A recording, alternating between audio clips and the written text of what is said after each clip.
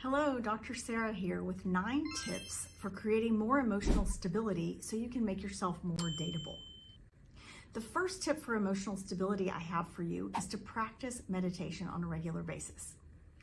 This is sort of like exercising. You're not going to go out and exercise and come home and look at the scale and you've lost weight, or look at your body and you've developed more muscles.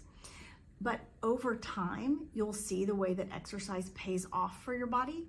Over time, you will see the way that meditation pays off for yourself in creating emotional stability.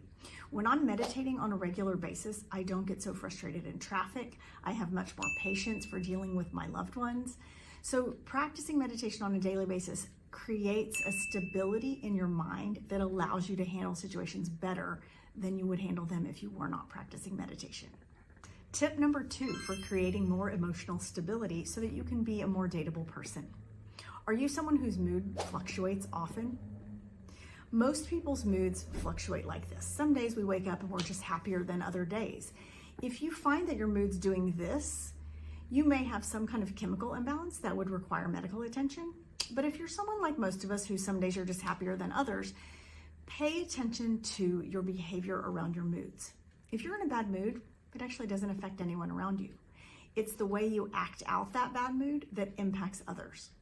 So what I want you to do is pay attention to the ways that you're acting out. What does your facial expression look like? What's your body language showing? Are you speaking with a kind tone or are you speaking with a grumpy tone? Are you slamming the door? If you're in a bad mood, it's really good to just let someone know, like, hey, I'm in a bad mood, it's not about you. Or I'm in a bad mood and it is about you, and here's why. But if you're verbalizing your feelings rather than acting them out, if you are verbalizing the kind of mood you're in rather than acting it out, you're going to have much more success in your romantic relationships. Tip number 3 for managing your emotional stability in order to be a more dateable person is learning to manage your ability to handle setbacks. Sometimes things go wrong, they don't go the way we plan to, and if you allow that to ruin your whole day, or if you allow that to just bend you completely out of shape, it's going to impact your ability to be dateable. People don't want to date someone who gets completely bowled over by a setback. So think about the message that you're telling yourself about the setback. Are you saying this is the end of the world, or are you saying, nah, it's a bump in the road, I'll get past it? So practice telling yourself that you will get past this. You have a track record of getting past 100% of the difficult situations you've encountered in your life, or you wouldn't be here today. You may not have gotten past them as well as you would like, but you did get past them. So tell yourself this story. If you have a setback, this is just a bump in the road. I will be able to get past this. This is a quality that people want to see in someone they're dating, that resilience and that ability to bounce back.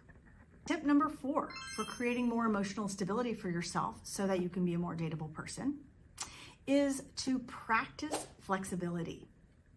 Being inflexible is a quality that people reported in our research. They don't want to see that in a person. They don't want someone who's inflexible. So when something happens, when plans change, try not to get overwhelmed by it. Try not to get completely knocked down by it. Just practice flexibility. So if you wanted to go to dinner at one particular place and that place becomes not an option for some reason, it's okay. Look for the solutions.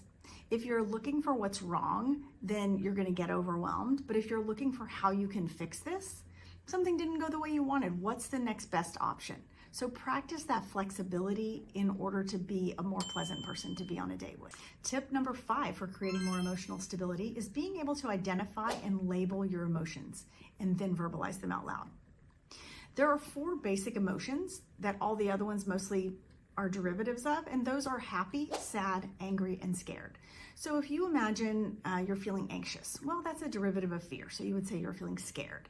If you're annoyed with someone, that's a derivative of anger. So you would label that as anger. If you practice getting familiar with these 4 and then just checking in with yourself and noticing if you're having a feeling come up and you can't quite figure it out, try to ask yourself which of these categories it fits into. Once you figure it out, say it out loud. Let the person that you're with know that that's what's happening for you. If you don't say it out loud, you're going to end up acting it out behaviorally. That might just be shutting down or getting silent. It might be crossing your arms. It might be stomping out of the room. But when we act things out behaviorally, it almost always negatively impacts other people. When you verbalize it, it's like the difference between popping a balloon, which never feels comfortable even if you know it's coming, or letting the air out of a balloon slowly, which doesn't really scare anyone. So practice verbalizing your feelings once you've identified what they are: happy, sad, angry, or scared. Tip number 6 for creating more emotional stability for yourself so that you become a more dateable person is to practice being pleasant and content. People don't enjoy the company of others when they're grumpy or cranky all the time. So just notice how you're coming across. It takes the exact same amount of energy to be pleasant toward someone as it does to be cranky toward them. If you're having a specific feeling, so my tip is not about being disingenuous. It is about making sure that you're communicating directly as opposed to indirectly. So if you're finding yourself in a cranky mood, you can tell someone that you're feeling cranky, and then you can also make a practice of looking for what's going right. There might be a whole pile of things going wrong, but there are 2 things going right. And if you've put your energy on those 2 things, it's going to make you a more pleasant person. So practice being pleasant, practice being content with what you have. And the way to do that is by focusing on what is going right, what is going well. Tip number 7 for creating an emotional landscape that makes you more stable and more desirable as a dating person is practicing empathy. It's easy to look at someone and think, they created their own bad circumstances, I don't feel bad for them. We've all created our own bad circumstances at one time or another. The point being, if you see someone who's in some kind of pain, put yourself in that situation. Maybe you haven't been in exactly their circumstances, but you have been in a situation where you felt pain. And allowing yourself to practice empathy with them, to feel empathy, to actually put yourself in their shoes and imagine, like, what would I want if I were hurting like that? And offer that to the person.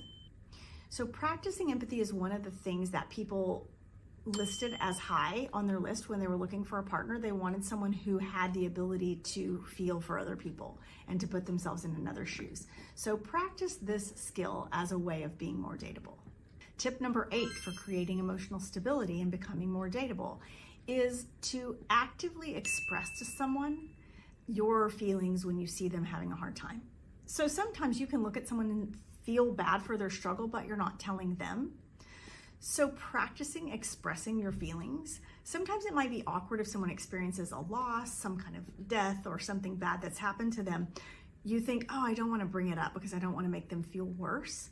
But actually reaching out to them and letting them know that you're sorry for their loss is a huge way of making a connection with them. It's a way of showing that you're a soft, caring, empathetic person. So next time you see or hear of a friend or a loved one that's in some kind of pain, don't just feel bad for them from afar. Reach out to them and let them know. This ability to express your feelings, to express kindness and sympathy, is high on the list of things that people are looking for in a dating partner. So start practicing that. The 9th tip I have for creating more emotional stability for yourself is attend sessions with a therapist. If you haven't been in therapy yet, why not? I admit that I'm biased because I've been a therapist for 25 years, but the reason I became a therapist is because therapy changed my life as a client. I had the experience of being seen, being listened to, being heard unconditionally and cared for unconditionally, and those things created so much value in my life for making me feel okay about myself and for giving me a foundation for creating relationships with other people.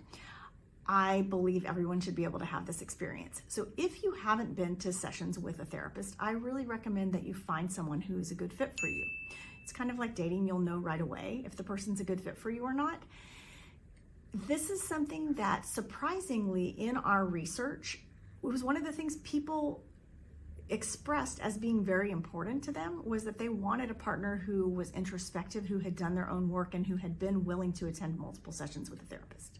So if you haven't done that yet, give this a try.